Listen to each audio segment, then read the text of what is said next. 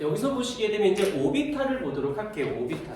뒷영상이 화면이 안 좋을 수도 있는데 한번 보십시다. 자, 오비탈이라는 걸 하기 전에 먼저 앞에서 배웠었던 보의 수소, 전자, 배치에 대한 이야기를 살짝 하고 들어가야 돼요. 여기서 보게 되면 전자 배치라는 말 속에 이 배치라는 말 속에는 무엇이 들어가냐면 위치, 전자가 어디에 있는지랑 그 전자의 수에 대한 이야기가 나오는데 이걸 그대로 가면 위치, 전자는 어떻게 있어야 됩니까? 라는 말을 위치라는 말을 우리는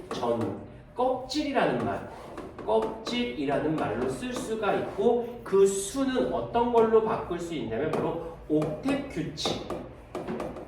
옥텟 규칙이라는 용어와 같이 맞물려서 생각할 수가 있게 돼요. 그래서 알겠지만 첫 번째 껍질, N 첫 번째 껍질에는 전자가 몇 개? 2개가. 두 번째 껍질에는 어떻게 8개가. 세 번째 껍질 위치에는 8개가 들어갔을 때가 만족한다라고 얘기를. 근데 여기서 중요한 건 왜 꼭 앞에다가 수소를 붙이냐는 거지. 수소를 붙이는 이유는 이렇게 표현할 수 있어요. 수소의 원자 번호가 1번이기 때문에 얘는 단, 전자, 원자예요. 즉 전자를 하나만 가지고 있습니다. 그럼 보호 아저씨가 수소만 갖고 있을까? 아니에요. 다른 원자들도 많이 해봤는데 다른 거에는 안 되고 수소만 썼어. 이유는 바로 이거죠. 수소는 전자가 하나이기 때문에 하지만 여러 개의 전자를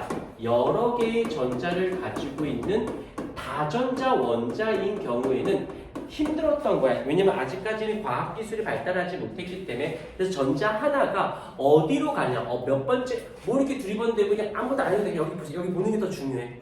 하지마. 내려놔. 그냥 봐. 그래서 이 전자 하나가 몇 번째 껍질로 가는지 어떻게 되는지를 찾아볼 수 있었기 때문에 그래서 어떻게 전자는 그 위치가 어떤 식으로 되어져 있다?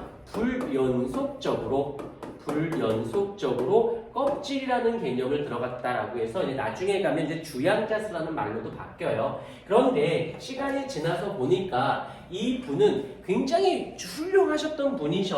너무너무 이걸 다 알아냈으니까. 하지만 문제점이 뭐냐? 이 다전자, 여러 개의 전자의 원자는 해석이 아직은 미흡했던 거예요. 요것 때문에. 수소는 되는데, 그래서 기본 틀은 이거야. 그러다가 시간이 지나면서 이제 누가 나타나냐면, 이제 여러 개의 전자를 가지고 있는 원자를 이 전자 배치를 이렇게 써볼게. 여러 개의 전자를 가지고 있는 그 원자의 전자 배치를 이제 알아내기 시작한 거예요. 그러면서 이제 여러 과학기술이 발달하면서 다중성광 사진이라고 해서 그런 거 있지. 연사라고 핸드폰 보면 연사 있잖아. 한 번 넣으면 빠바바바바바바 찍히는 거. 그거와 마찬가지로 1초에 뭐 몇백 번을 찍을 수 있는 다중성광 사진을 찍어서 확인을 한 거야. 어떻게? 자, 요것은 이제 용어를 잘 구별해 보세요. 이제 보호 아저씨 이 관점에서 보게 되면 이 전자는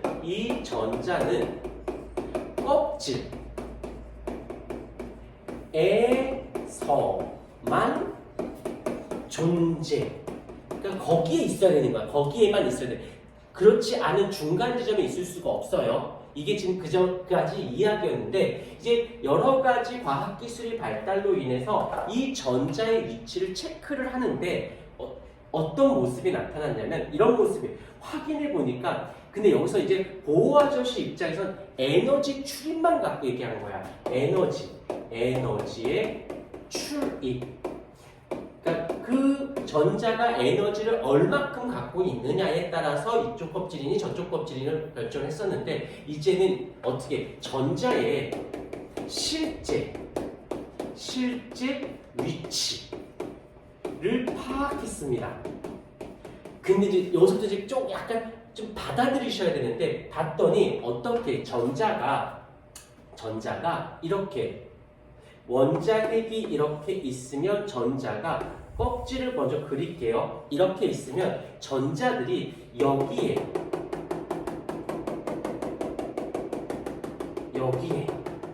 이렇게 사진이 찍히 다중성강 사진 찍었더니 전자가 여기에 있더래. 그럼 이거랑 다를 게 하나도 없는 얘기인데 이게 100%가 아니라 간혹 이렇게 다른 데에서도 찍혔대요.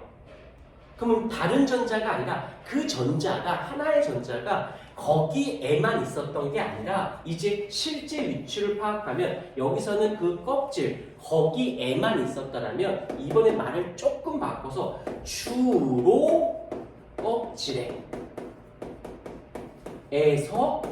어떻게 발견이 되더랍니다. 그냥 또 하나 그래서 좀 당황스러웠는데 찍다 보니까 어떤 희한한 아이는 이 사진을 찍었더니 원자핵이 있으면 전자가 이렇게 껍질처럼 구형의 모습이 얘는 이제 구형이라는 말을 쓸게요. 인데 걔는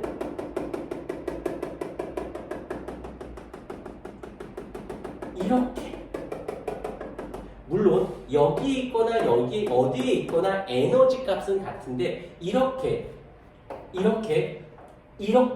발견이 되는 것도 알아낸 거야. 근데 이 보호 아저씨 입장에서는 그 전자의 위치를 파악한 게 아니라 에너지를 갖고 파악을 한 거고요.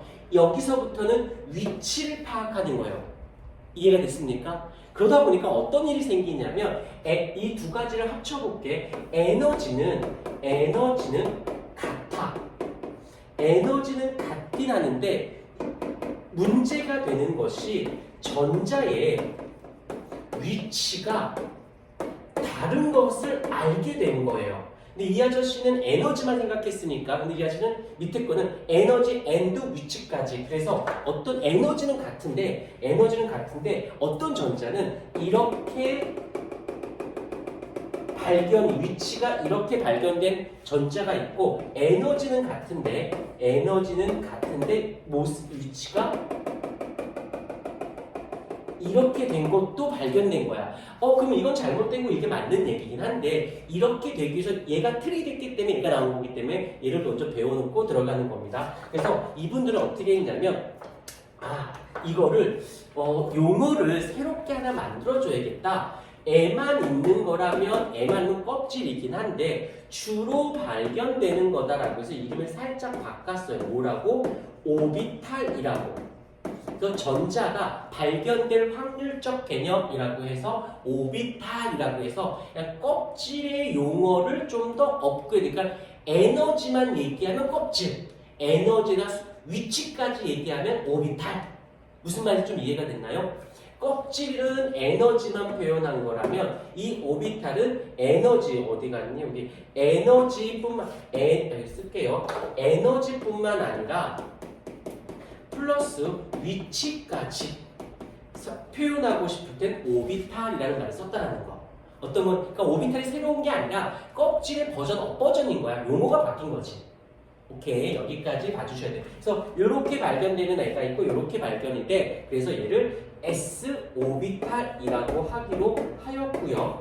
얘는 P 오비탈이라고 하기로 하였습니다.